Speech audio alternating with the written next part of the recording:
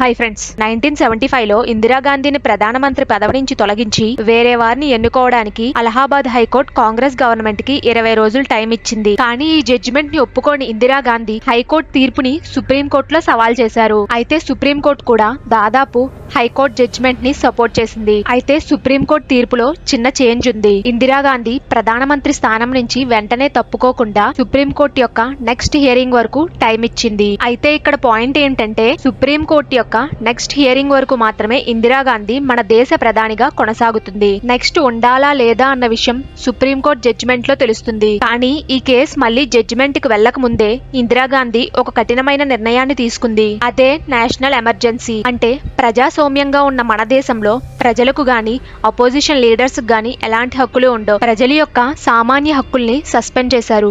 Media and press ని కూడా ban చేశారు. గవర్నమెంట్ కి వ్యతిరేకంగా నడుచుకున్న ఎవరినైనా సరే అరెస్ట్ చేసి జైల్లో పెట్టారు. 1975లో ఇందిరాగాంధీ పెట్టిన నేషనల్ ఎమర్జెన్సీ భారతదేశ చరిత్రలోనే 2 సంవత్సరాల పాటు చీకటిమయం చేసేసింది. అయితే అసలు నేషనల్ ఎమర్జెన్సీ అంటే ఏంటి? ఈ నేషనల్ ఎమర్జెన్సీని ఎవరు ఇంప్లిమెంట్ చేస్తారు? భారత రాజ్యాంగంలో ఉన్న ఆర్టికల్ 352ని ఉపయోగించుకొని ఇందిరాగాంధీ తన పదవిని ఎలా కాపాడుకుంది? అలాంటి విషయాలన్నీ ఈ వీడియోలో చెప్పబోతున్నాను. ఈ వీడియో టోటల్ గా చూసిన తర్వాత మీ అభిప్రాయం ఏంటో తప్పకుండా కామెంట్ లో తెలపండి. అసలు ఇదంతా ఎక్కడ మొదలైందంటే 1971 పార్లమెంట్ ఎలక్షన్స్ లో కాంగ్రెస్ పార్టీ భారీ మెజారిటీతో గెలిచి ఇందిరాగాంధీ ప్రధానమంత్రి అయ్యారు. అయితే ఉత్తరప్రదేశ్ లో ఉన్న రాయ్ బరేలీ అనే ఒక నియోజకవర్గం నుంచి ఇందిరాగాంధీ గారు ఎంపీగా పోటీ చేసి గెలిచారు. కానీ అదే నియోజకవర్గంలో ఇందిరాగాంధీ మీద పోటీ చేసి రాజ్ నారాయణ్ అనే వ్యక్తి ఓడిపోయారు. ఈ ఓటమిని ఒప్పుకోని రాజ్ నారాయణ్ గారు ఇందిరాగాంధీ ఎలక్షన్స్ లో స్కామ్ చేశారని డైరెక్ట్ గా అలహాబాద్ హైకోర్టులో కేసు ఫైల్ చేశారు. ఆ కేసులో ఆయన కొన్ని ఎలిగేషన్స్ చేశారు. ఆ లిస్ట్ ఆఫ్ ఎలిగేషన్స్ నుంచి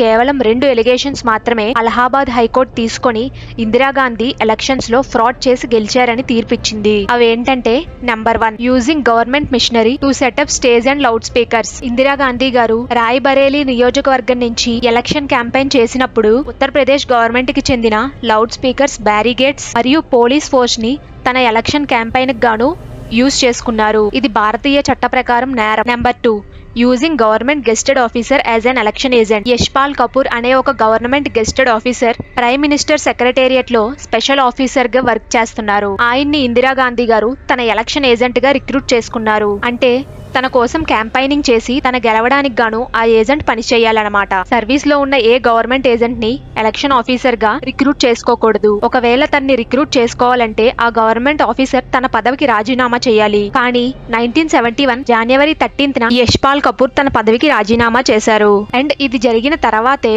ఇందిరాగాంధీ గారు ఫిబ్రవరి 4న ఆయన్ని ఎలక్షన్ ఏజెంట్ గా రిక్రూట్ చేసుకున్నారు. కానీ యశ్పాల్ కపూర్ తన పదవికి రాజీనామా చేయకముందే ఇందిరాగాంధీ క్యాంపెయిన్ లో స్పీచ్లు ఇచ్చారు. గవర్నమెంట్ గెస్టెడ్ పోస్ట్ లో ఉన్నప్పుడే ఇందిరాగాంధీ క్యాంపెయిన్ లో స్పీచ్లు ఇవ్వడం వల్ల ఇది చట్టరీత్యా నేరం. సో ఇందిరాగాంధీ 1971లో ఎలక్షన్ క్యాంపెయిన్ కు గాను గవర్నమెంట్ ఎక్విప్మెంట్ యూజ్ చేసుకున్నందుకు, అలాగే గవర్నమెంట్ గెస్టెడ్ ఆఫీసర్ ని తన ఎలక్షన్ ఏజెంట్ గా యూజ్ చేసుకున్నందుకు ఈ 2 ఎలిగేషన్స్ యూజ్ చేసి రాజ్ నారాయణ్ గారు 1975లో అలహాబాద్ హైకోర్టులో ఇందిరాగాంధీ మీద కేసు ఫైల్ చేశారు. సో దీనికి గాను అలహాబాద్ హైకోర్టు రాజ్ బరేలీ నియోజకవర్గంలో జరిగిన ఎలక్షన్ ని రద్దు చేసి ఇందిరాగాంధీ తప్పు చేసినందుకు గాను 6 సంవత్సరాల పాటు ఆమె ఎలాంటి రాజకీయ పదవుల్లోనే ఉండకుండా 6 సంవత్సరాల పాటు ఆవిడ్ని బ్యాన్ చేసింది. అండ్ అలాగే అప్పటి కాంగ్రెస్ గవర్నమెంట్ కి ఇందిరాగాంధీని ప్రధానమంత్రి పదవి నుంచి తొలగించి వేరే వారిని ఎన్నుకోవడానికి 20 రోజులు సమయం ఇచ్చి అలహాబాద్ హైకోర్టు ఈ కేసుని క్లోజ్ చేసింది. కానీ ఈ జడ్జిమెంట్ కి అంగీకరించిన ఇందిరాగాంధీ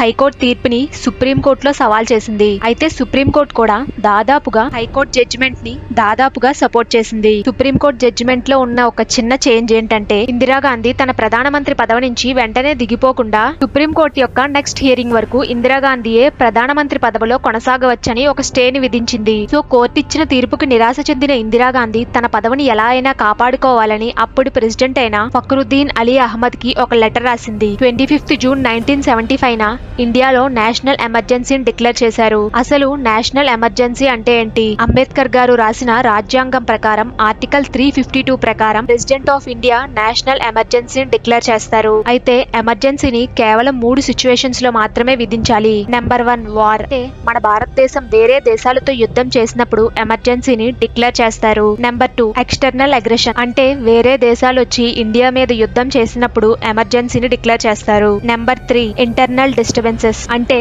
ఇంటర్నల్ గా ఏదైనా దేశ ప్రజలకు ఇబ్బంది కలిగిస్తేనే ఈ ఎమర్జెన్సీని విధించాలి. ఈ 3 సిచ్యువేషన్స్ లో ఏ ప్రాబ్లం ఎదురైనా ప్రెసిడెంట్ ఆఫ్ ఇండియా నేషనల్ ఎమర్జెన్సీని డిక్లేర్ చేస్తారు. ఇది డిక్లేర్ చేసినప్పుడు ఏ రాష్ట్రంలో ఏ పార్టీ పవర్ లో ఉన్నా సరే సెంట్రల్ గవర్నమెంట్ చెప్పినట్టే నడుచుకోవాలి. గవర్నమెంట్ కి వ్యతిరేకంగా ఎవరు మాట్లాడినా వాళ్ళని జైల్లో వేస్తారు. ప్రజలు, అపోజిషన్ లీడర్స్ మరియు ప్రెస్ అండ్ మీడియా మీద కూడా కొన్ని ఆంక్షలుంటాయి. పవర్ అంతా కూడా కేవలం సెంట్రల్ గవర్నమెంట్ చేతిలో మాత్రమే ఉంటుంది. అయితే 1975 కంటే ముందు కూడా 2 సార్లు ఎమర్జెన్సీని డిక్లేర్ చేశారు. కానీ 1975 లో విధించిన ఈ ఎమర్జెన్సీని మాత్రమే ఇండియాలోనే డార్కెస్ట్ ఫేజ్ గా భావిస్తారు. ఎందుకంటే 1975 లో డిక్లేర్ చేసిన ఎమర్జెన్సీ వల్ల సామాన్య ప్రజలు ఎంతో ఇబ్బందులు పడ్డారు. ఫస్ట్ ఎమర్జెన్సీ నెహ్రూ విధించారు. 1962లో ఇండియాకి చైనాకి వార్ జరుగుతున్నప్పుడు ఆర్టికల్ 352ని బేస్ చేసుకుని ఎక్స్టర్నల్ అగ్రెషన్ అనే ఈ కండిషన్ మీద నేషనల్ ఎమర్జెన్సీని డిక్లేర్ చేశారు. 1971లో ఇందిరాగాంధీ ఇండియాకి పాకిస్తాన్కి వార్ జరుగుతున్నప్పుడు వార్ అనే కండిషన్ మీదుగా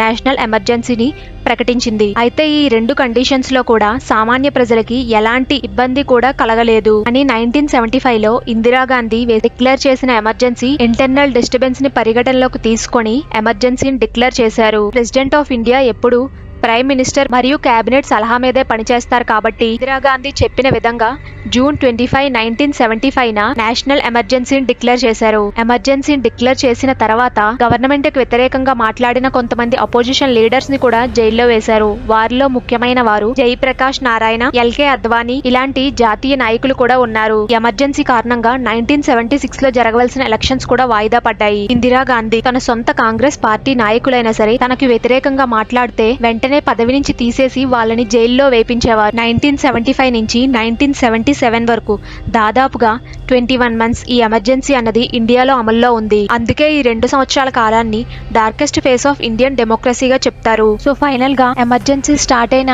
21 నెలల తర్వాత అంటే 21 March 1997 ఎమర్జెన్సీని ఎత్తేశారు. అప్పటికే జరగాల్సిన నష్టం అంతా జరిగిపోయింది. ప్రజలంతా ఇందిరాగాంధీ మీద, కాంగ్రెస్ పార్టీ మీద చాలా కోపంగా ఉన్నారు. ఇదే సమయంలో ఇందిరాగాంధీ కుమారుడైన సంజయ్ గాంధీ సామాన్య ప్రజలకి బలవంతంగా మాస్ స్టెరిలైజేషన్ అంటే కుటుంబ నియంత్రణ ఆపరేషన్ చేయించారు. ఆ సమయంలో సరైన మెడికల్ ఎక్విప్మెంట్ లేకపోవడం వల్ల ఈ కుటుంబ నియంత్రణ ఆపరేషన్ చేసుకున్న వాళ్ళలో సగం మందికి పైగానే చనిపోయారు. అయితే ఈ విషయాలేవి బయట ప్రజలకు తెలిసేవి కాదు. ఎందుకంటే ఆ సమయంలో ప్రెస్ అండ్ మీడియాని బ్యాన్ చేశారు. అండ్ ఇంకా 1977లో మళ్ళీ లోక్ సభ ఎలక్షన్స్ కండక్ట్ చేశారు.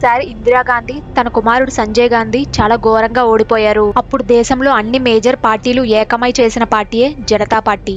అదే అధికారంలోకి వచ్చింది. మొరార్జీ దేశాయ్ గారు మన దేశానికి నెక్స్ట్ PM గా ఎన్నికయ్యారు. ఈ జనతా పార్టీయే మెల్లమెల్లగా భారతీయ జనతా పార్టీగా మారింది. 1947లో అంటే ఇండియాకి స్వతంత్రం వచ్చినప్పటి నుంచి 1975 వరకు ఇండియాలో కాంగ్రెస్ పార్టీ మాత్రమే రూలింగ్ లో ఉంది. వీడియో నచ్చితే తప్పకుండా లైక్ చేసి షేర్ చేయండి. అండ్ ఇంకా ఇలాంటి ఇంట్రెస్టింగ్ వీడియోస్ కోసం ఛానల్ కి సబ్స్క్రైబ్ చేసుకోండి.